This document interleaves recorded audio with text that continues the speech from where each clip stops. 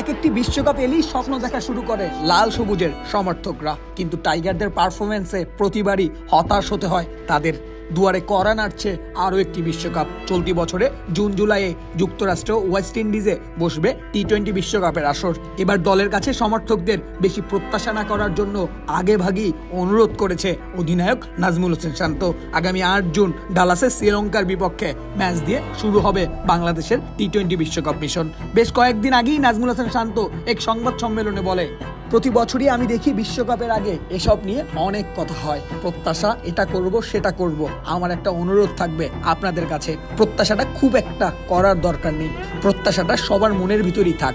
আপনারাও জানেন বাংলাদেশ দল কি চায়, আমরা ক্রিকেটাররাও জানি আমরা দলকে কত দূর নিয়ে যেতে চাই। সবাই চায় যে আমরা অনেক বড় কিছু করি, তবে এটা নিয়ে যখন বেশি মাতামাতি হয় তখন আমার কাছে ব্যক্তিগতভাবে ভালো লাগে না। আসলে দরকার নেই, ফল যখন হবে তখন এমনিই বোঝা যাবে।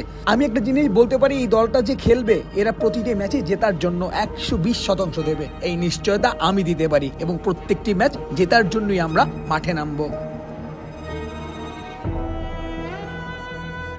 28 দিন বাদই বিশ্বকাপ, এর মধ্যে দলের তৈরির কাজটাও শুরু হয়ে গেছে। পহেলা মেতে আইসিসি স্কোয়াড জমা দেওয়ার শেষ সময় থাকলেও বাংলাদেশ ক্রিকেট টিম এখন অবধি স্কোয়াড জমা দিতে পারেনি। তাই ধারণা করা হচ্ছে 15 সদস্য দলে কারা কারা থাকবেন। অধিনায়ক হিসেবে দলকে সামনে থেকে নেতৃত্ব দিবেন নাজমুল হোসেন শান্ত, ওপেনার হিসেবে থাকবেন লিটন কুমার দাস ও তানজিদ তামিম, ব্যাকআপ ওপেনার হিসেবে সৌম্য সরকার থাকবেন দলে। বরাবরের মতো নাজমুল হোসেন শান্ত, সাকিব আল হাসান মিডল অর্ডার সামলাবেন, থাকবেন অভিজ্ঞ মোহাম্মদুল্লাহ রিয়াদের মতো ক্রিকেটাররাও।